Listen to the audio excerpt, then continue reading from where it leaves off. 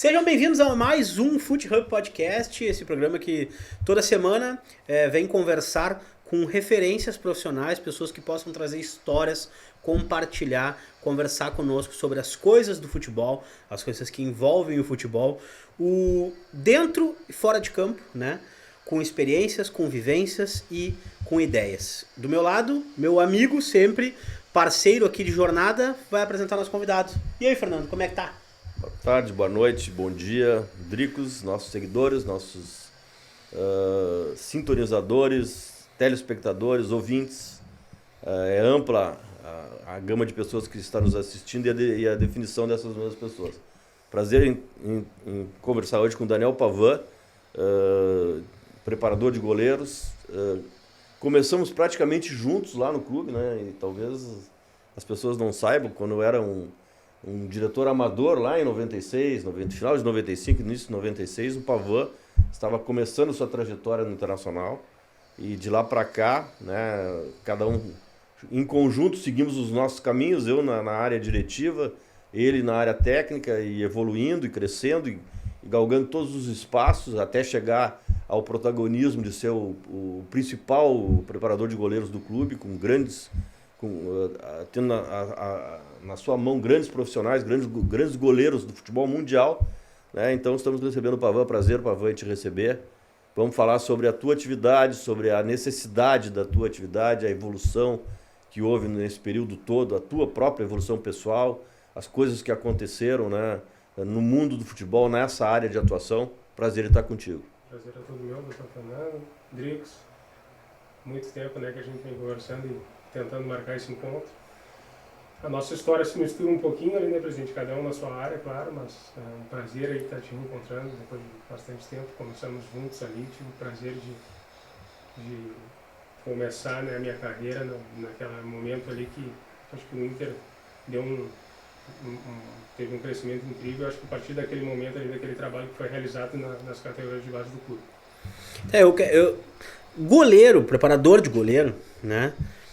Eu sempre tive muita vontade de conversar com o preparador de goleiro por N motivos. Mas acho que o começo de tudo é o seguinte, Pavan.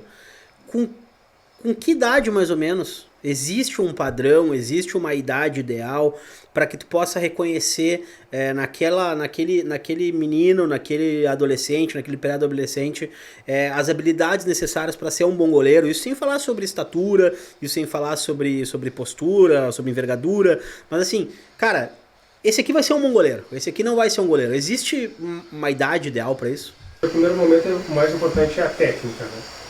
E a qualidade individual de cada um. A idade das competições ela começa a partir dos 10 anos, né? Mas as escolinhas já um pouquinho antes a gente já começa a detectar algumas qualidades em que o menino possa evoluir, a partir dos 7, 8 anos. Claro que é muito difícil, né? Às vezes um menino que tu não acredita muito, ele não dá muito, com 10, 11 anos ele pode vir lá na frente se tornar um grande goleiro, e o contrário é a mesma coisa também. Quantos goleiros a gente viu ali na base, né, com 12, 13 anos, eram muito promissores e acabaram muitas vezes não evoluindo, e até não crescendo fisicamente. Também fisicamente. Isso acontece muito, né, em termos de estatura, o biotipo também muitas vezes não. Quantos goleiros a gente viu assim, que eram ótimos tecnicamente e acabaram, por causa do tamanho, né? Hoje em dia a exigência é muito grande, né, de envergadura, de estatura. Então, muitos a gente viu também parar pelo caminho por esses motivos aí. Mas eu acredito que a partir dos 9, 10, 11 anos a gente já começa a ter uma ideia do que pode vir pela frente. Mas, Pavão, uma pergunta bem água com açúcar aqui. Que nunca me ocorreu fazer, mesmo tendo trabalhado tanto tempo lá no clube, estando no futebol. Houve casos de algum atleta chegar lá para jogar em outra posição e virar goleiro no meio do caminho? Pela altura, pela menor qualidade? Houve? Porque normalmente nas peladas o goleiro é o que sobra, né? Pior, é o que sobra, né? É o pior. Geralmente o pior da linha acaba indo pro gol. Então eu tenho essa curiosidade. Mas eu não lembro, assim, dentro do clube disso ter acontecido, assim, geralmente quando o menino ele vai pra lá, né? Já vai goleiro. Já vai meio definido o que ele quer. Talvez lá na peladinha dele, lá com os amigos, ou no colégio, possa ter acontecido esse, né, na educação física do colégio ele ficou de lado e começou a ser goleiro, mas quando chega no clube realmente ele já está mais ou menos definido qual é a posição que ele quer jogar. E outra coisa que me chama muito a atenção é o tempo de maturação também, né? Porque cada vez mais a especificidade foi mudando e foi havendo necessidade do goleiro ter um preparador específico, uma condição específica, um planejamento específico, de repente, para a função. Eu enxergo os goleiros como um todo sempre estando muito próximos aos seus preparadores, à sua equipe, aqueles 2, 3 caras que estão acompanhando ele ali, né? A fase de maturação é diferente, Daniel. Existe uma outra fase de amadurecimento dentro dos plantéis, dentro das categorias de base, ou não, é tudo muito junto e isso vai acontecer só lá no profissional? É muito individual isso, né? Varia muito de atleta para atleta, mas a preparação e a condição do goleiro é totalmente diferente. Apesar de que hoje o goleiro está muito mais inserido, né? Ele não acabou aquele goleiro que fica lá embaixo da trave, dentro da pequena área, só defendendo. Hoje ele tem muito mais atribuições e se mistura muito mais ao modelo de jogo dos treinadores, essa condição dele, né? Mas assim, é uma preparação diferente, é uma relação, o goleiro, o treinador de goleiro tem uma relação totalmente diferente do restante. Acho que só quem vive ou viveu isso entende o que é a relação pessoal, né? Às vezes, muitas vezes tu vira muito mais do que treinador deles, né? Tu vira um amigo, um pai, um irmão mais velho, né? Eu que não sou um cara, eu sou um cara que me considero jovem ainda, fui irmão mais velho de muitos ali, mas isso varia bastante e ela é bem individual e muda muito de atleta para atleta. E essas formações de goleiro, tá? São uma coisa que me chamaram a atenção com o passar dos anos, como foram mudando as experiências, os estilos de jogo e tudo mais. Aqui no Sul, não vou falar especificamente do Inter, apesar da tua vida ter sido do Inter, é impossível a gente não falar do Inter, né? E da formação do Inter. Mas os goleiros do Sul mesmo, da escola do Inter, da escola do Grêmio, que muitas vezes acabam indo de um clube para o outro, principalmente na base ali, existe aquela troca. Em que momento que começou a haver essa mudança, Pavão, do perfil do goleiro brasileiro, se tu puder fazer assim uma linha do tempo, assim, né? Porque na minha cabeça eu consigo visualizar, por exemplo, um Zete, um Rogério Ceni, os goleiros daqui seriam um pouco diferentes nesse aspecto de bola, de lançamento com os pés, de jogar com os pés e tudo mais. A partir de que momento começou a haver essa mudança na tua concepção, assim? Como eu tinha comentado antes, a função do treinador de goleiro dentro de uma comissão técnica, ela é totalmente nova no futebol, principalmente aqui no futebol brasileiro, né? Eu lembro assim que a partir da década de 90 que começou realmente os clubes a se preocupar com isso. Na década de 80 ainda muito pouco. Eu lembro de alguns nomes como o Valdir de Moraes, né, que é um dos precursores aí no Brasil, uma das referências para nós até hoje. Schneider aqui também. O Schneider, né, que esse era um mestre para todos nós aí, e é uma linha de referência que a gente usa até hoje, principalmente na parte técnica, claro que na parte tática, física mudou muito, né, mas tecnicamente falando é um modelo que a gente se usa até hoje. Então acho que a partir da década de 90 isso se tornou muito forte, houve uma evolução muito grande dos goleiros brasileiros a partir de um treinamento específico, treinamento individual. Não é à toa que nós aqui no Sul somos referência também na formação, né? Principalmente posso falar mais do Inter, né? Que temos grandes goleiros aí formados dentro do clube, desde a época de eu vejo assim, Gilmar Rinaldi, Tafarel, e outros goleiros que vieram de André Dorin, passando por Renan, Marcelo Moeck, Alisson, Muriel. O Daniel, Kehler, Muriel. Então assim, a gente tem uma gama bem grande.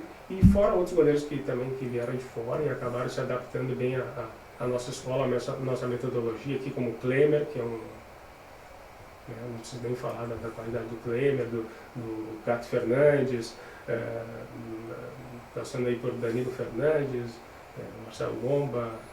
Desculpa te interromper, como é que é o nome daquele cara que nunca jogou, que foi contratado e não chegou a jogar? Não foi o Carlos Germano? Foi o Carlos Germano, né? Foi no meu período, mas ele não foi contratado.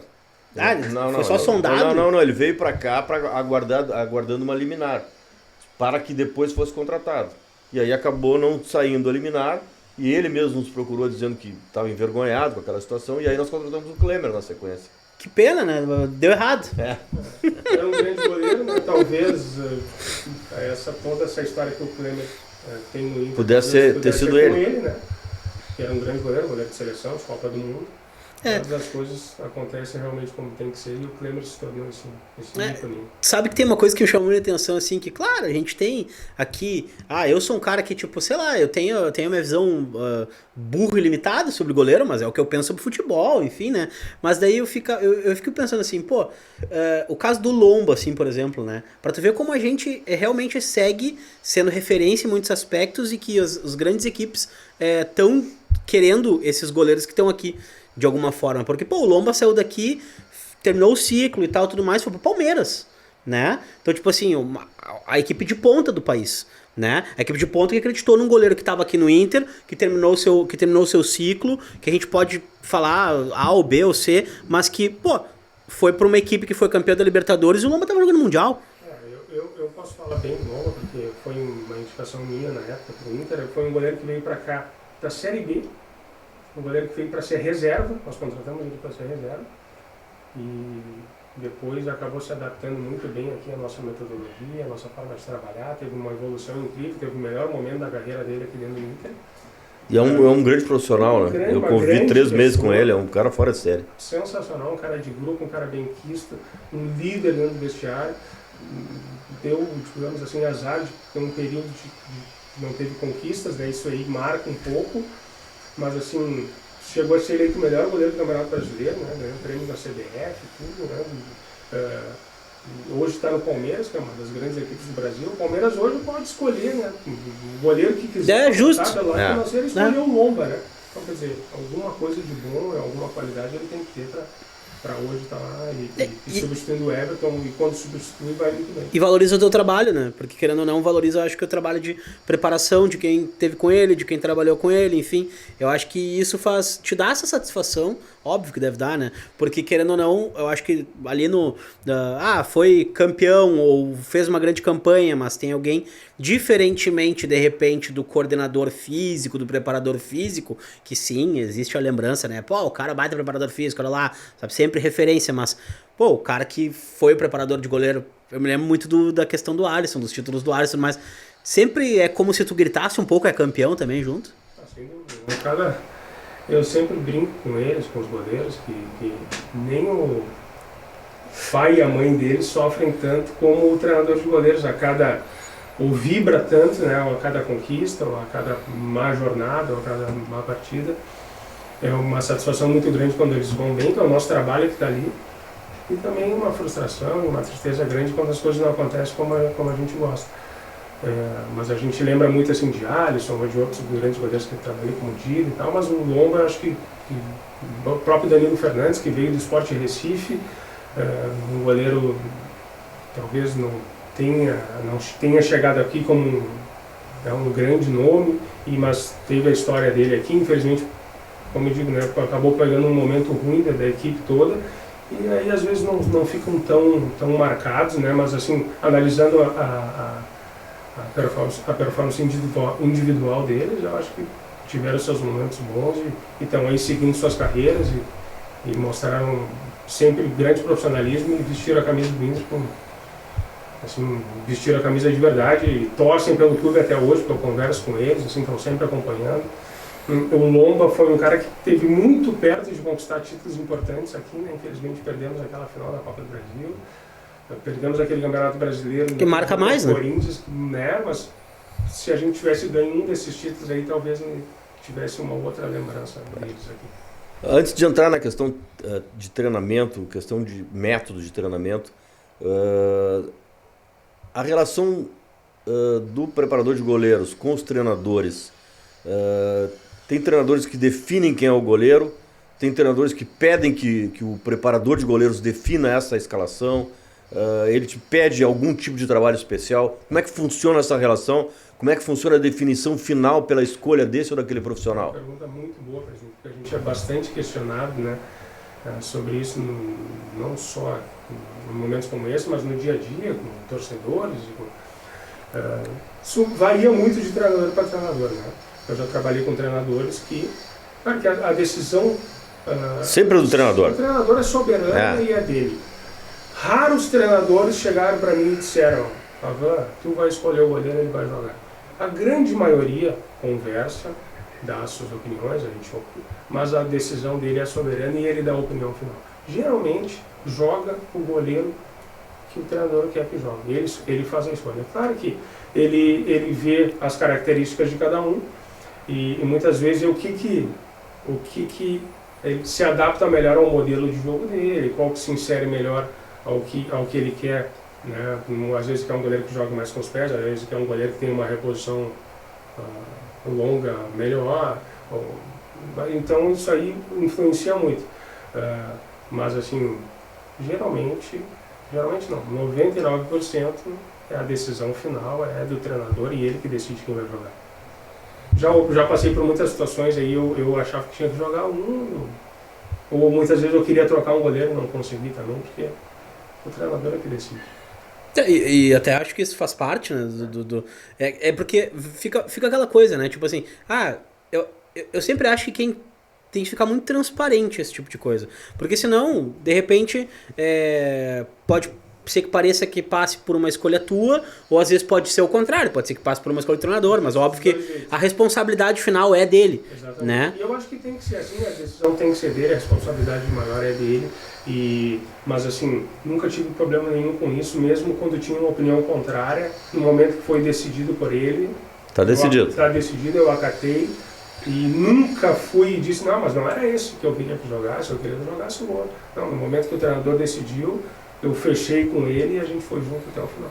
Eu tenho uma pergunta para te fazer na hora de entrar nesse método de treinamento e tal, tudo mais.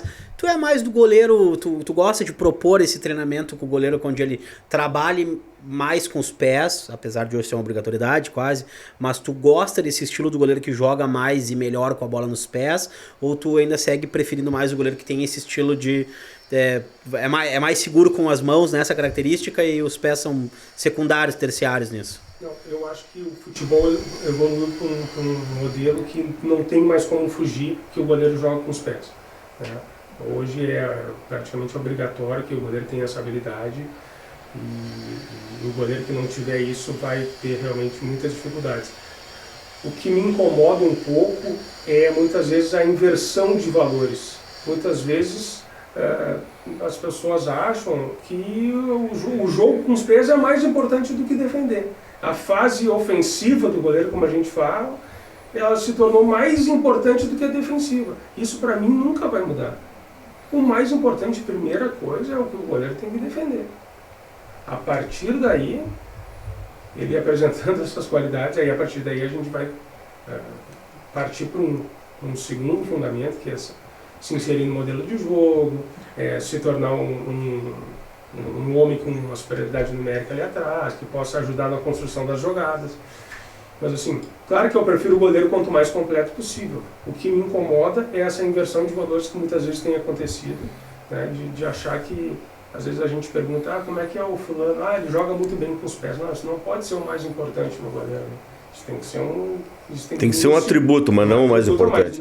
Não, até porque esse atributo, sendo ressaltado no goleiro, ele não depende só do goleiro, ele depende do campo, ele depende do zagueiro, ele depende do volante, porque não adianta nada o goleiro sair jogando com o zagueiro ou com o volante, e esse zagueiro ou volante dá um bico na bola. O zagueiro às vezes não quer jogar, ou não sabe jogar, ou não tem características para sair jogando. Entrega o goleiro, né?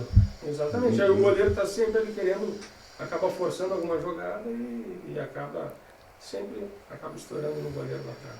Tá bem, eu quero saber agora do método de treinamento, Fernando. Vamos lá. Vamos apertar o pavão agora no método de treinamento. Assim, lá atrás, quando tu começou na base, com goleiros importantes da história do clube, Marcelo Beck, o Renan e outros tantos que surgiram, né? Como foram evoluindo esses métodos de treinamento, onde tu fazia as tuas pesquisas, onde tu fez os teus cursos, onde tu fez os teus estágios, com quem tu conversava, como foi essa evolução do Daniel Pavan até chegar a ser um dos principais treinadores de goleiro do país? Eu acho que quando tu está nas categorias de base tu já está, na verdade, ali já é uma escola, né? Tu já é uma escola e eu tive o prazer de trabalhar com grandes treinadores de goleiros lá no Inter. O Schneider foi uma grande referência para nós. Chegasse a conviver com o Schneider? Sim, tive esse prazer de fazer reuniões com ele lá, eu, o Rogério Maia, que hoje está no Atlético Mineiro. Mas ele não era mais do clube, hein? Ele era uma espécie de consultor. O treinador de goleiros era o Marquinhos, na época, Marquinhos Trocura. O Schneider era uma espécie de consultor, estava ali no clube, a gente fazia reuniões, existia somente eu e o Rogério Maia como treinadores de goleiro para a base toda. E a partir dali foi um grande professor para mim. Foi caras que eu lembro de... eu tenho materiais de treinamento dele na Itália, no Parma, com o Tafarel, que eu consegui, que eu assisto até hoje, né? São treinamentos que naquela época já eram muito modernos e muitas coisas a gente pode usar até hoje. Eu fiz curso na CBF, eu fiz muitos cursos em federação e outros assim, e convivendo com treinadores ali, me ajudaram muito. Eu acredito que a principal mudança nesse tempo todo aí, desde quando eu comecei lá, no primeiro momento a maior mudança que teve foi que o goleiro não podia ficar mais de 6 segundos com a bola na mão. Essa, quando eu estava lá, quando eu comecei, foi a primeira grande mudança. Né? Então, o goleiro começou a poder correr dentro da área com a bola na mão. Né? No primeiro momento, o goleiro defendia. E não podia dar 4 passos com a bola, né? Não podia, só podia dar 3 passos com a bola na mão. Essa aí foi uma primeira grande mudança que eu peguei na minha época lá na base. Logo em seguida teve uma mudança que o goleiro não podia mais pegar a bola recuada com as mãos. O zagueiro recuava, quando eu comecei lá no Inter ainda podia pegar. O zagueiro recuava e pegava com a mão. A partir daí a gente teve que começar a ir para esse lado do goleiro saber jogar com os pés, mas mesmo assim era uma coisa ainda uma mudança muito devagar ainda. Hoje não, hoje o goleiro faz parte totalmente do modelo de jogo do treinador, né? Eu já trabalhei com treinadores que vieram e que diziam que o goleiro era o jogador mais importante do esquema dele. Não se fala mais, eles não falavam mais 4-2-3-1, é 1-4-2-3-1, é 1-4-4-2, foi totalmente inserido. Então essa para mim, hoje, é a principal evolução dos goleiros, do treinamento.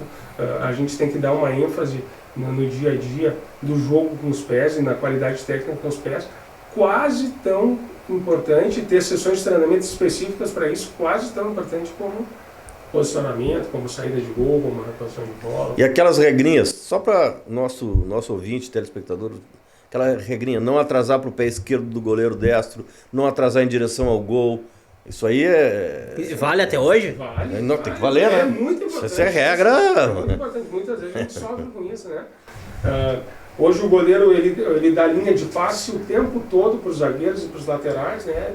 Principalmente sai de dentro daquela linha do gol, ele vai para o lado para poder receber a bola, para caso dê qualquer problema técnico ali, a bola não está em direção ao problema técnico foi ótimo. Para não falar. Mas essa orientação de não atrasar para o pé errado tem que ser para a zaga, não pode ser? Com certeza, tem que ter um entrosamento, tem que ter uma conversa muito grande. Muitas vezes eu ia lá no zagueiro, né? Falava, o nosso goleiro é canhoto, né? Cuida do lado, a perna que vai atrasar a bola para ele. Então, no treinamento, no dia a dia, em conversas e até logo depois de palestra, no vestiário, essas regrinhas aí, elas são muito importantes e pode evitar grandes desastres durante a partida. E foi um terror para ti quando começou assim, não pode mais atrasar com o goleiro, não pode mais pegar com a mão. A partir de hoje, nós vamos começar a rebater essa bola com o pé. Nós vamos começar a treinar o pé. Quando virou essa chave, foi muito traumático, assim? Foi uma mudança grande. Num primeiro momento, a gente não tinha tanto problema, porque era o seguinte, não tinha... atrasou a bola pro goleiro, não pode pegar com a mão, tu chuta a bola pra frente. Essa era a primeira orientação que começou lá em 96, 97, 98. Hoje, a maioria dos treinadores não quer mais isso. Hoje o goleiro ele tem que ser um cara que faz uma superioridade numérica ali atrás quando a bola está cantada. Ele tem que ser o homem livre, ele tem que ser o cara que tem que saber dar o time na jogada para que haja uma movimentação lá para a gente achar o outro homem livre, que muitas vezes o homem livre é o goleiro e ele está com a bola na mão. Ele tá com a bola no pé, desculpa. E aí tá todo mundo marcado. Ele não vai poder jogar, não pode dar muitas vezes ele vai ter um apertão, chutão para frente, mas a primeira orientação não é essa. Então ele vai ter que saber o time da jogada, para que tenha toda uma movimentação, para que a gente ache esse homem livre e ele saiba onde tem que ter um treinamento e um entrosamento e uma inserção no modelo de jogo do treinador que há anos atrás a gente nem imaginava que fosse acontecer.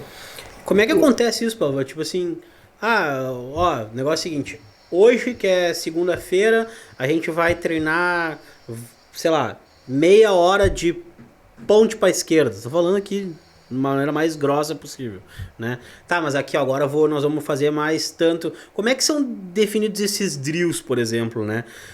Como é que vai buscar a bola embaixo, como é que vai encaixar para os lados, deslocamento lateral, enfim, salto, saída do gol.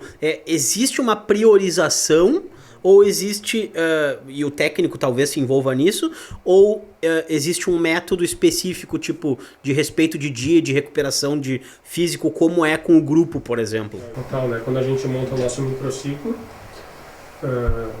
semanal, a gente se preocupa com a recuperação do jogo anterior, a gente se preocupa quando é o próximo jogo e se preocupa também em que momento que a gente não vai para o campo e vai ficar treinando somente, fazendo trabalho específico com os goleiros. Muitas vezes, né, por tudo isso que a gente já falou, o treinador vai usar o goleiro na sua sessão de treino. Então eu tinha um método de que a gente sempre ia 30 a 40 minutos antes para o campo. Se o treinamento era 13h30, 15 para as 3 horas eu já estava no campo para fazer toda a parte específica que a gente achava importante. E para que quando o restante do grupo viesse, muitas vezes o treinador pudesse utilizar os goleiros. Mas a gente respeita totalmente a carga de treinamento. Conforme vai chegando mais perto do jogo, tu vai diminuindo essa carga, o goleiro tem que chegar com a perna descansada, com uma perna leve, não pode chegar, né? A gente usa muita força, muita explosão, muito salto, né, no jogo e se o goleiro chegar com uma fadiga muscular muito grande, ele vai ter dificuldade para fazer as defesas, mas com certeza a gente obedece tem todo um porquê da gente estar... E um cronograma. Todo o cronograma não é uma coisa aleatória. Entendi. O treinamento que é feito para saída de gol. Nos últimos tempos, uma coisa que eu tenho notado, eu já tô fora de treinamento, de assistir, que eu assistia tudo, né? Desde 2010. Depois, lá em 2016, foi pouco tempo, eu estava mais na atenção do que na observação das coisas que estavam acontecendo. Então, até esse período que eu durante 10 anos, estava diariamente envolvido com os treinamentos de todos os setores do clube, eu lembro que os goleiros não socavam tanto a bola nas bolas cruzadas, né? Hoje em dia eu vejo que é difícil o goleiro sair para pegar a bola, a não ser uma bola viajada, a não ser uma bola que venha de lateral, uma bola que não tenha tanta velocidade, mas no mais eles tentam socar a bola, né? Quando aconteceu essa mudança e por que aconteceu essa mudança, que eu muitas vezes discordo, né? O goleiro muitas vezes com as mãos ele pode subir em vez de socar uma bola que vem, né? Ele está no meio dos outros jogadores, e aí ele soca para o meio da área ou soca para frente da área, vem alguém, né, e pega ele fora do lugar. Eu discordo às vezes, sem saber as razões pelas quais a maioria dos goleiros, porque não é uma coisa só do meu goleiro, do goleiro que eu estou torcendo, no mercado inteiro os goleiros estão fazendo isso. E qual é a razão disso? Saída de gol é um dos fundamentos mais difíceis, né? Em bola aérea, tu pode ver que tu não vê grandes goleiros no Brasil hoje, tu não vê sempre, este goleiro ele sai do gol excepcionalmente bem. Um ou dois goleiros tu pode ver. Por exemplo, o Santos do Flamengo e o Everson, eles fazem o que eu acho que tem que fazer em matéria de saída de gol. São os goleiros mais firmes. Não, os goleiros que não socam tanto a bola. Sim. Quando eu comecei a trabalhar, tu nem treinavas soco na bola. Tu só treinava pegar a bola firme. Não, por isso. Então a minha observação está correta. A gente nem treinava. Nem se admitia que fosse dar um soco na bola. Com o passar do tempo, a velocidade da bola está muito maior, o choque dentro da área parece que tá mais agressivo, os caras estão batendo a bola com mais dificuldade para o goleiro, começou, para não ter um problema maior, a gente usar o fundamento do soco também. Claro que não é, tu vai ali dar um soco por dar, tu tem que procurar trabalhar, direcionar o soco para o lado, tu tem que procurar a técnica correta para fechar bem a mão e dar um soco para cima. Mais longe possível. Mais longe possível, por isso, preferencialmente para os lados, nunca socar a bola para o meio da área. Regras e orientações básicas, né? Mas hoje realmente se usa muito, principalmente por causa disso, por causa de velocidade da bola, força da bola. As bolas estão muito mais rápidas e variando muito mais de direção hoje, né? Tu vê a cada ano com lançamento de bolas diferentes, em que a bola faz mais curva, que a bola pega mais velocidade. Então tudo isso faz com que muitas vezes, né, a gente não arrisque tanto, né, pegar bolas firmes. Mas realmente essa mudança ela foi muito grande de uns 15, 20 anos para cá. No mínimo 10 anos, certamente ela aconteceu, que é o período que eu não estou acompanhando. Eu lembro que quando a gente treinava, assim, não só em saídas de gol, soco, defesas também, embaixo das traves, a gente estava treinando, o goleiro não pegava firme, tu repetia aquele gesto, tu repetia aquela bola, tu repetia aquele exercício, porque ele não defendeu a bola firme. Hoje, com toda essa evolução aí da bola, de ser mais rápida, dos jogadores estarem mais fortes, da bola variar mais de direção, hoje tu admite muito mais um goleiro que, claro, botar uma bola para o lado e botar para escanteio, sem oferecer um rebote, um perigo maior, já é bem mais admitido no dia a dia. Aqui um bastidor, a gente teve em São Paulo e a gente assistiu um jogo de São Paulo, né? E a gente teve a oportunidade de ver o aquecimento dos goleiros ali e tal. E essa diferença de escola, enfim, tudo mais, até porque tá com o Rogério Ceni na Casa Mata lá também, né?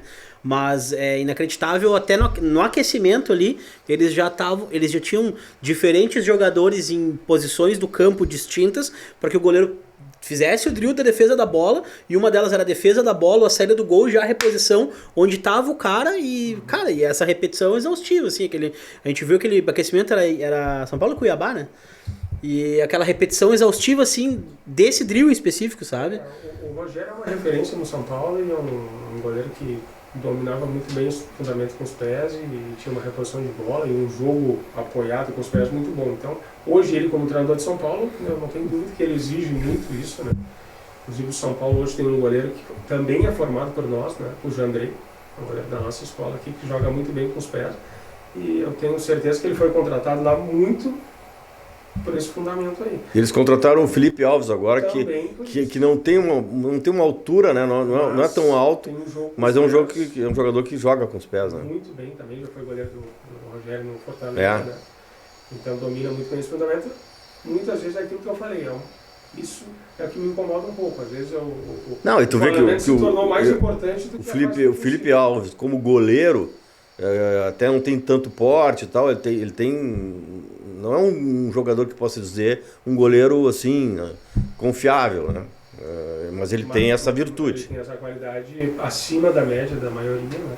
E eu não tenho dúvida que ele foi escolhido para jogar lá por causa disso. No próprio aquecimento, o São Paulo é uma das equipes que tu vê, ela já inicia o aquecimento dos goleiros com um jogo com os pés, com reposição, não vê o início já com defesa, na sua fase defensiva, ele já começa com esse fundamento aí. Mas é muito como a gente falou, muito da escola de cada um, e com a presença do Rogério lá, do Rogério sendo como treinador, não tenho dúvida que está muito mais forte isso. 2 comentários. O primeiro comentário que eu vou dizer que é tirando a informação do nada, tirando do que eu acho, tá? Só do que eu imagino, da minha opinião, tá?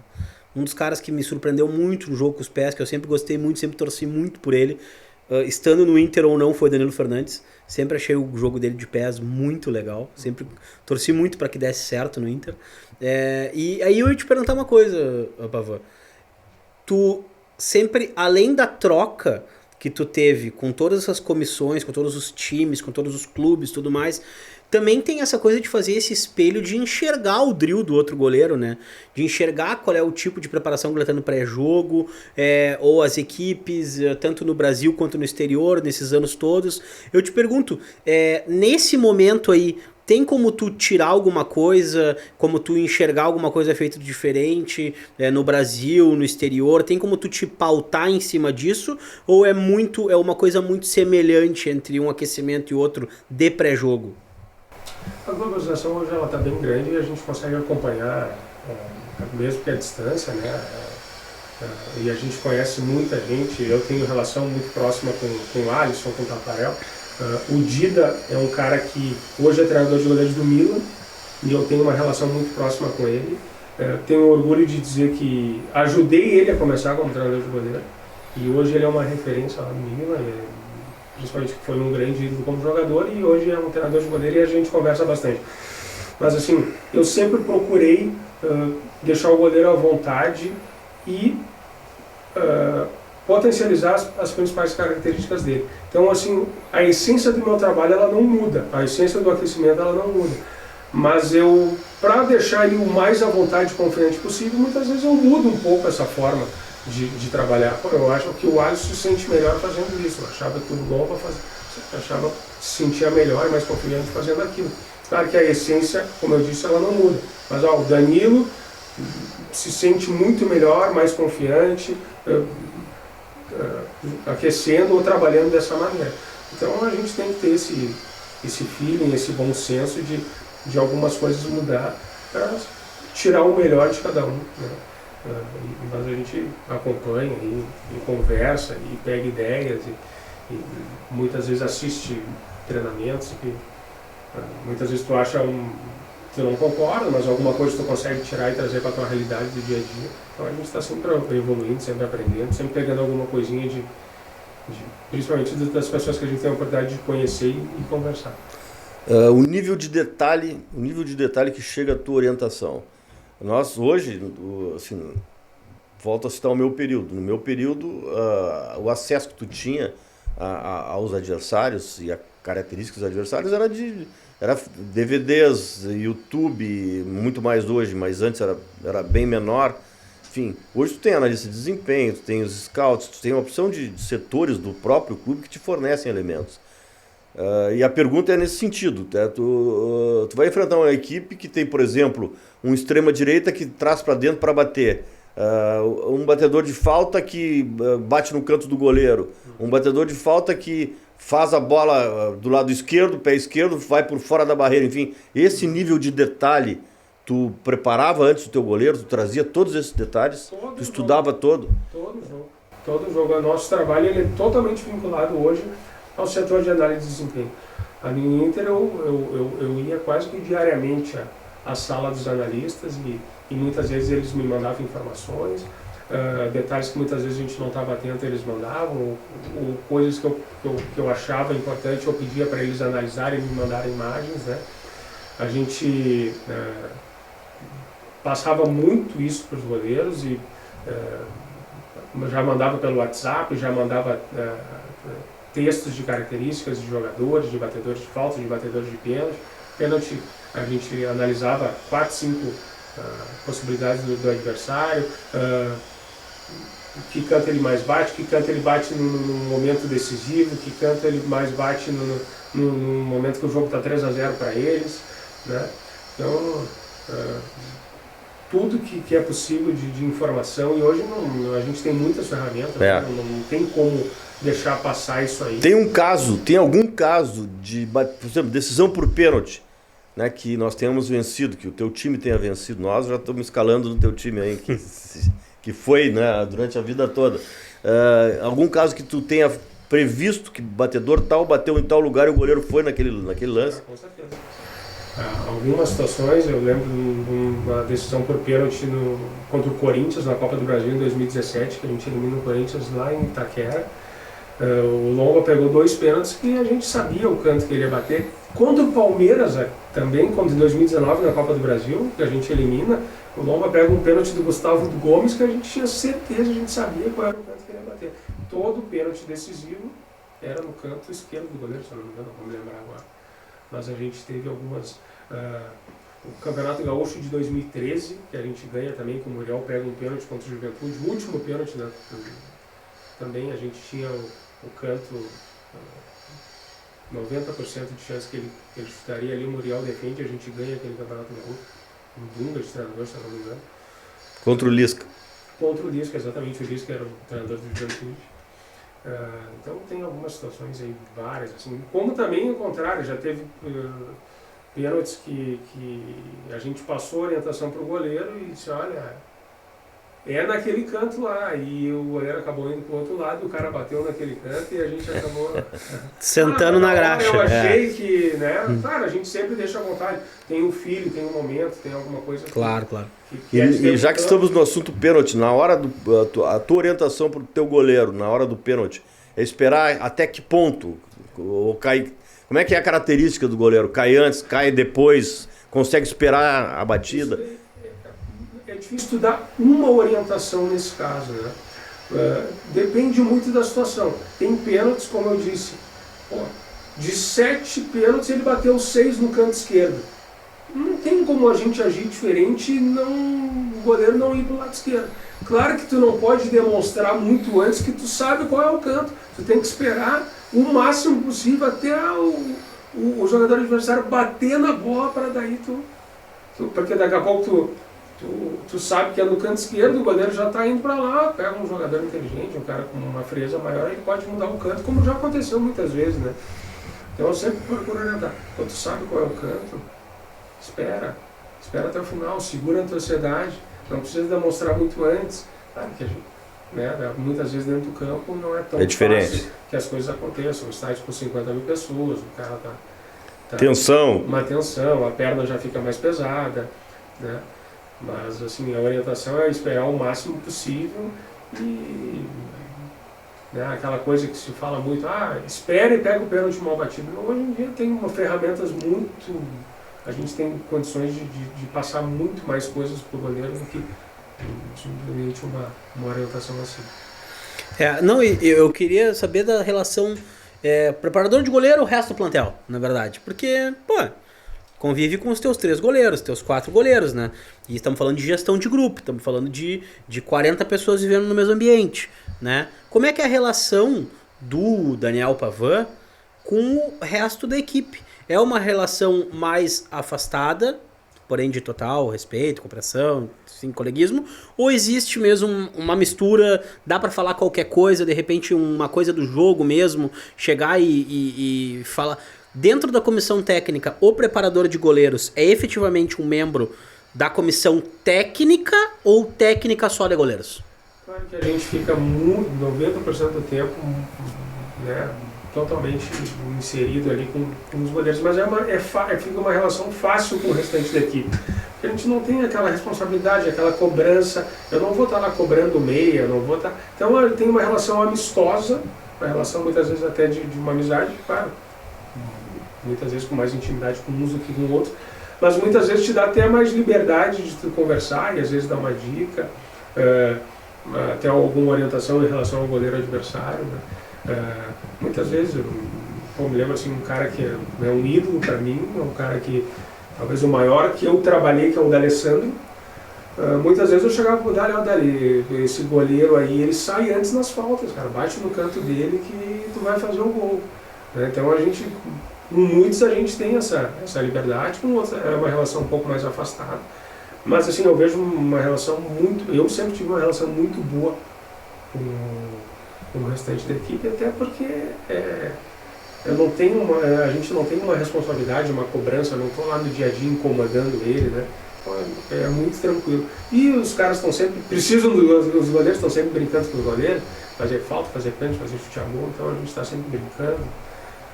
Assim, eu não tenho nada, pelo contrário, assim, fiz grandes amizades assim, com jogadores de linha também. Claro que não é igual aos goleiros, porque não tem aquela intimidade, mas é uma relação bem amistosa, bem tranquila e de fácil, de lida fácil. Eu tenho uma pergunta muito técnica para te fazer, que é a composição física do goleiro hoje. Tipo assim, existe uma obrigatoriedade de composição física pro goleiro? Porque eu não sei se o treinamento de academia é igual, se o fortalecimento de membros superiores ou inferiores ele é semelhante aos atletas de linha, se tu precisa de um goleiro com menos músculo, mais magro para ter mais explosão, ou precisa de mais fortalecimento das pernas justamente para isso. Assim, 6-0. Então, por favor, Daniel Pavan. Não, o treinamento é cada vez mais individualizado, né? Conforme as características de cada um. A gente, claro que a essência do treino ela não muda, mas a gente analisa cada um o Fernando como goleiro ele precisa de ganhar massa muscular, o Dricos ele perder mais Ai. Entendeu? Entendi. Então a gente individualiza isso um pouquinho, claro que a gente tem a nossa essência que não muda nunca, mas assim a estatura, envergadura, essas coisas aí já vem desde a base, né? Hoje, principalmente ali no Inter, né, onde eu estava até há tempo, já existia uma estatura mínima para cada categoria, né? Claro que isso aí a gente vê pela maturação de cada um. Muitas vezes tu vê um goleiro não atingiu aquela estatura naquela categoria, mas ele está com uma maturação muito baixa e tu sabe que ele vai crescer. Então, se é um goleiro tecnicamente que tu aposta bastante, tu vai esperar. Eu até tenho uma história bem interessante com o Alisson sobre isso, né? O Alisson, quando tinha 13, 14 anos, os pais deles queriam tirar ele do futebol. Porque ele era terceiro goleiro, não pegava nem banco. Mas o Alisson tecnicamente era muito bom, mas ele era baixinho. Os outros goleiros da categoria já eram tudo bem maior que ele e eram escalados pelo tamanho. Porque nessas categorias tu chuta por cima é gol, né? Então os treinadores escolhiam um goleiro grande. E um dia os pais do Alisson me procuraram e disseram que iam tirar ele do futebol, que achavam que ele não ia dar, porque ele ficava de terceira, ele ficava frustrado, ele não ia para as competições no final de semana. E eles iam apostar no Muriel, que já era um goleiro de seleção sub-20, que já estava mais encaminhado, que estava muito caro para eles, para manter o Alisson, para manter os dois vindo de Novo Hamburgo todo dia. E graças a Deus eles me ouviram, eu orientei e pedi, não façam isso. O Alisson é um goleiro que tecnicamente é muito bom, ele vai maturar, ele tinha uma maturação biológica de 1 a 6, se eu não me engano, na escala ele tinha 2 ainda na época, tinha muito a crescer. E um ano depois o Alisson cresceu 15 centímetros e já foi convocado para a seleção sub-15, e a partir daí ele construiu a vida dele. Mas esses pequenos detalhes e esses cuidados a gente tem que ter para que não fique uma coisa tão radical, tão estanque, né? Claro que existem padrões a serem seguidos para cada idade, mas tu tem que ter o bom senso de saber que essas coisas, principalmente na base, elas mudam assim de um ano para o outro. Eu acho chato quando as pessoas começam... o Pavan, não, porque fala do Alisson. Não, tá, mas e o Alisson? Não, do Alisson. Mas não tem como não falar do Alisson. É um case para todos nós que somos, colorados, 2 brasileiros, porque foi um goleiro que rompeu barreiras, né, a nível mundial nos últimos 10, 15 anos, a nível de Brasil. Foi um goleiro que surpreendeu positivamente a todos nós, com conquistas incríveis, né, com feitos muito relevantes para um goleiro, e é nosso. E eu acho que é muito importante. Eu queria entender um pouco quanto tempo tu ficasse com o Alisson desde o começo na categoria de base, porque eu acho que há uma transição ali, tanto tua quanto dele, né? Quanto tempo tu acompanhaste ele até ele se tornar o Alisson e ir embora? Eu não consigo falar do meu trabalho no Inter sem falar dele, principalmente porque pelo goleiro que ele se tornou, pela bandeira que ele é pelo nosso trabalho e pro clube, pro Inter, né? E porque de 12 anos que ele jogou no Inter, eu trabalhei 8 com ele, né? Então foi muito tempo, né? E até a nossa ida para o profissional, ela foi junto, né? Quando eu volto para o Inter como auxiliar, quando eu volto do diretor de educação auxiliar, ele sobe também, como acabou subindo ali. Então a gente começou, até no profissional a gente começou juntos, né? Então e eu tenho uma relação muito boa com ele, com o Muriel, com a família, com os pais, né? Infelizmente ele acabou perdendo o pai numa tragédia, mas assim, tem uma relação até hoje com a mãe, com todo mundo. Então é difícil a gente não... Claro que a gente quer falar de todos, né? Porque todos têm a sua história, têm a sua importância. Tiveram uns ruins que tu treinasse também, né? Não foi só bom, né, Fernando? Mais ruins do que bons, pode ter certeza. Pode ter certeza. Teve uns ruinzinhos também, né? Teve uns ótimos, mas teve uns ruinzinhos, faz parte da vida, Claro, né? a gente puxa sempre o lado dos bons. Né? Quando foi a última vez que tu teve com ele, acho que tu, há alguns anos, não vou saber precisar quanto, tu esteve num período com ele na Roma, se eu não estou enganado, né? Onde tu teve também a oportunidade de ver os treinamentos, de entender o estilo europeu, óbvio que pelas conversas vocês também conversam muito sobre isso, mas quais são as maiores diferenças que tu consegue enxergar nesse cenário com a experiência que tu adquiriste lá e com a experiência que ele também te passou dessa vivência dele? Eu acho que é mais ou menos em cima do que a gente falou ali, que eu vi, assim, que ele sempre me falou, e conversando com outros também, mas principalmente com ele, principalmente esse fundamento da qualidade do jogo com os pés. Né? Aqui a gente ainda está engatinhando nesse sentido. Aqui muitas vezes a bola atrasada para o goleiro, muitas vezes é para se livrar do momento de aperto, ou coloca o goleiro em situação de perigo. Na Europa, não. Na Europa, hoje a gente já está fazendo isso mais, mas na Europa há muito tempo o goleiro, tu jogar com o goleiro é uma válvula de escape. Ela está fazendo parte do sistema tático, coisas que agora aqui no Brasil a gente vem fazendo. Eu acho que isso é a maior diferença que eu vejo. Que ele mas tu quer ver uma coisa? Vou te interromper. Fazer isso no Castelão e no Maracanã tem diferença, entendeu? Hoje o Beira-Rio tu consegue fazer isso, mas no Castelão, no Maracanã, no Campo do Bragantino... Não, o Campo do Bragantino esse ano tá ótimo. Mas tem alguns gramados que tu não tem como fazer, entendeu? Esse bom senso e entender o momento, entender o estádio, entender o momento do jogo, entender o gramado que tu está jogando também é fundamental. Tem coisas que tu pode fazer no Beira-Rio que tu não vai fazer no Castelão. Que são os gramados mais exigidos hoje. Exatamente. Então... E na Europa, tudo tapetinho. Onde tu vai é aqui, ó, esse tapete aqui, ó. É isso aí. Né? É uma mesa de bilhar lá. E na Europa tem uma outra grande diferença que eles sempre me passam, é o seguinte, é a tolerância ao erro, né?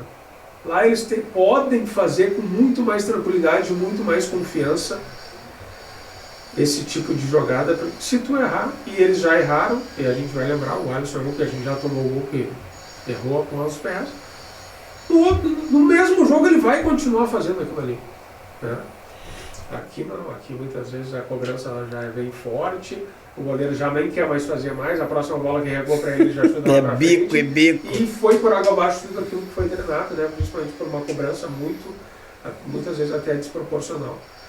Lá tu erra uma, tu erra duas e o treinador vai mandar tu continuar fazendo, e se tu não fizer, aí que ele vai te cobrar. Nós falamos aqui sobre, na fase preliminar da nossa conversa, que não veio... Que nunca vai ao ar, porque, não veio ao ar, porque foi uma conversa informal. Nas escolas, né, que hoje estão graçando no mundo. Nós temos o Taffarel no Liverpool, treinador da seleção brasileira. Nós temos o Dida, que foi referido agora, no Milan. Né? Nós temos a escola argentina. Né?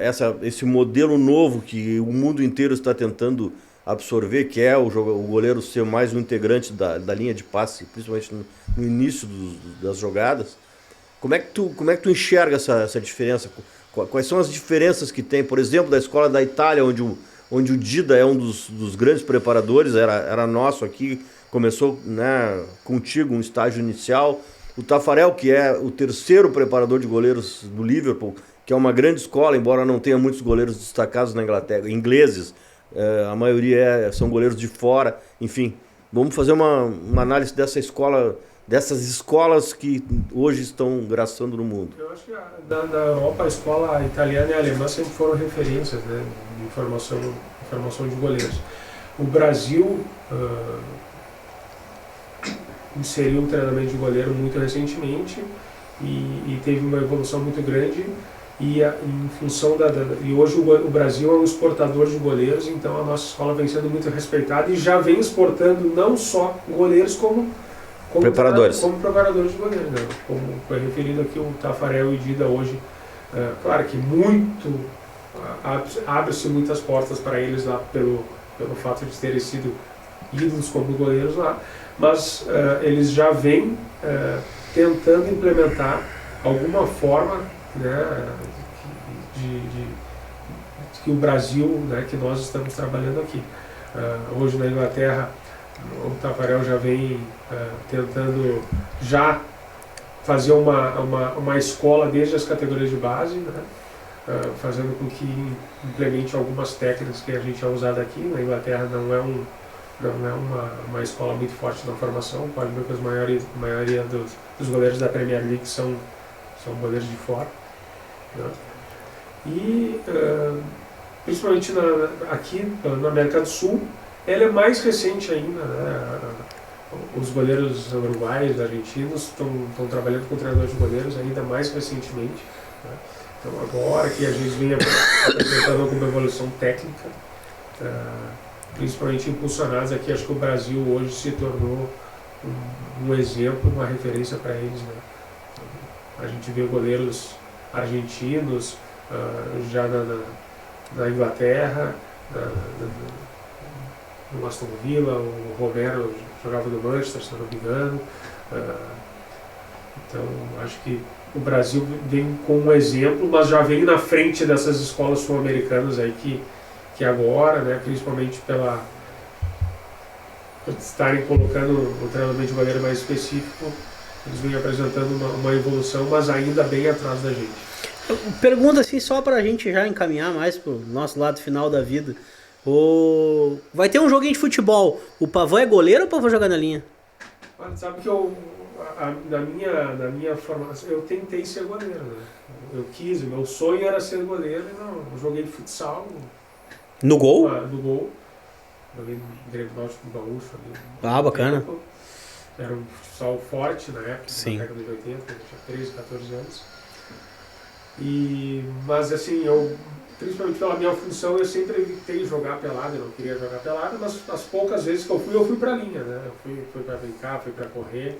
Não dá pra dar mau exemplo, né? Isso aí. Daí, quando tinha alguma pelada da comissão lá, os goleiros diziam assim, eu vou ficar aqui pra ver o Pavão jogar hoje. Eu disse, não, eu vou fugir, não vou deixar eles me verem. Eu vou jogar de lateral, eu vou né? jogar na linha pra eles não ficarem. E assim, eu queria só entender, Pavão, como tu enxerga o mercado dos preparadores de goleiro para o Brasil a curto e médio prazo? Uma vez que a gente está profissionalizando cada vez mais, uma vez que a gente está tendo mais ofertas no mercado de trabalho cada vez maiores.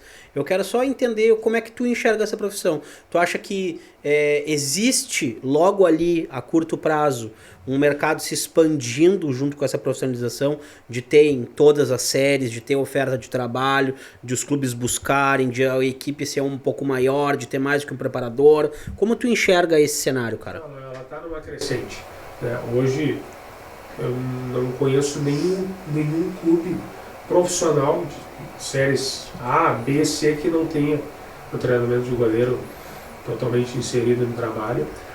A evolução é tão grande hoje que não existe só mais um treinador de goleiro só, tem no mínimo pelo menos 2, né? Tu vê na Inglaterra já com 3, mas aqui no Brasil o mercado está se expandindo, né? Pela dinâmica de treinamento, pela exigência que é hoje física, técnica, precisa de mais de um treinador de goleiro, então o campo ele está se abrindo. Mas eu acredito que ainda é um mercado que tem poucas trocas, né? O treinador de goleiro ele acaba ficando no clube por muito tempo, até pelo trabalho ser individualizado.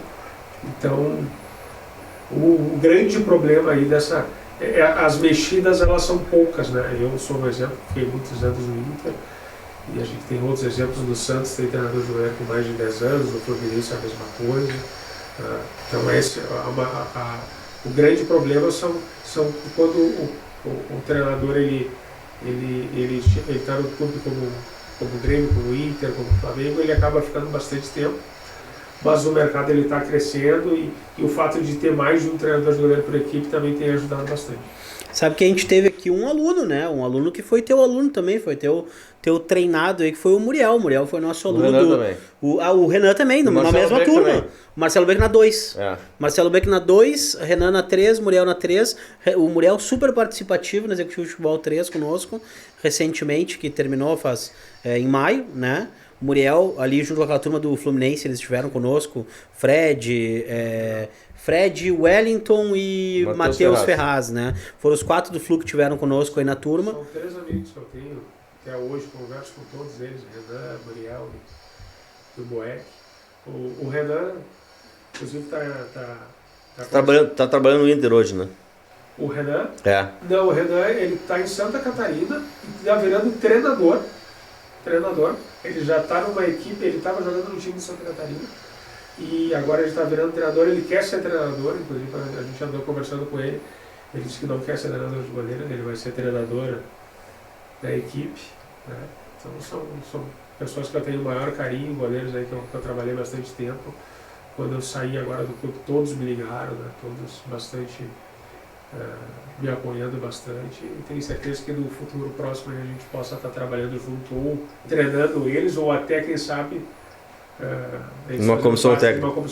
Eu tenho certeza que a tua agenda aí, que o teu networking, tua carreira, teu currículo, né, tem muitas oportunidades para ti, mas não quero saber sobre sentimento com o Inter, não quero saber sobre desligamento, não quero saber. Eu quero ir para uma próxima pergunta, que é para finalizar.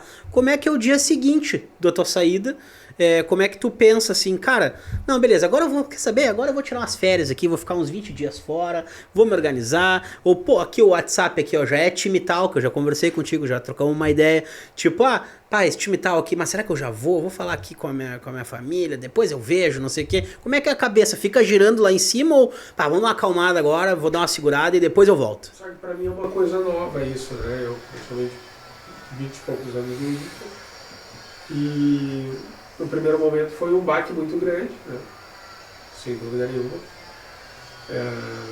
Mas assim, como eu disse antes aqui, as mexidas, né, dessa área elas são poucas. Claro que dependendo da equipe que aparecer, a gente não vai pensar 2 vezes e vai acabar aceitando o convite. Antecipando as férias. Eu recebi uma sondagem de uma grande equipe de futebol brasileiro, uma grande equipe mesmo. Ainda está no campo da sondagem. Se acontecer, eu estou pegando o avião no mesmo dia e estou indo, mas assim, algumas coisas que dependendo do lugar eu ainda prefiro ficar em casa, curtir os filhos um pouquinho, que são coisas que a gente não consegue fazer no dia a dia do futebol, né? A gente está se encaminhando aí para um final de ano, vem uma Copa do Mundo aí, então estou talvez aí pensando em ficar esse ano aí mais... Ver a Copa em casa, sem se incomodar, aquela coisa toda. Algum estágio em algum lugar e acompanhar o treinamento aí de alguns amigos, fazer uma reciclagem, aprimorar o inglês, não sei, estou vendo ainda. Dependendo se aparecer algum convite, aí a gente vai analisar. Teve uma equipe que me procurou, se ela vier de verdade, aí eu não vou negar. Mas com as tuas amizades agora tu vai ou dar uma visitada, vai conhecer, vai dar uma olhadinha em Milão, vai dar uma passadinha lá na Inglaterra, uma coisinha assim, né? Tirar uns diazinhos. São possibilidades aí que a gente está vendo. Como eu falei, eu dou muito bem com o Dida que está lá no Milão, o Tafarel e o Alisson na Inglaterra. Vamos tentar de repente dar uma volta por lá, unir umas férias com um aprendizado aí, com uma reciclagem. Se a gente conseguir ter... Os campeonatos europeus estão começando agora, né? No final de semana, se não me engano. Se realmente tiver essa oportunidade, eu quero aí aprender coisas novas para quando voltar com as energias recarregadas. Perfeito. Fernando. Bem, Vavá, agradeço aí a oportunidade de estar contigo, né? Parabéns pelo teu trabalho ao longo da tua história recente e lá no início também foi uma fase de aprendizado, de crescimento, enfim. Ótima entrevista, trazendo, né, coisas curiosas, coisas importantes, temas palpitantes dessa tua atividade que também é importante, né, dentro de um contexto de futebol, né, e boa sorte para ti na sequência. Tenho certeza que logo tu vai estar aí num outro grande clube e um dia certamente vai estar de volta aqui no vermelhinho da beira do rio. Com certeza. Prazer foi todo meu, presidente. Eu tenho um carinho enorme, tenho uma gratidão aí, né, por todos esses anos, por aquela fase lá que a gente começou. Adriano também, um amigo aí que pode contar comigo, aí estou sempre à disposição quando precisarem de qualquer coisa, e aí conversar de novo, falar de goleiro, de treinamento, vai ser um maior prazer.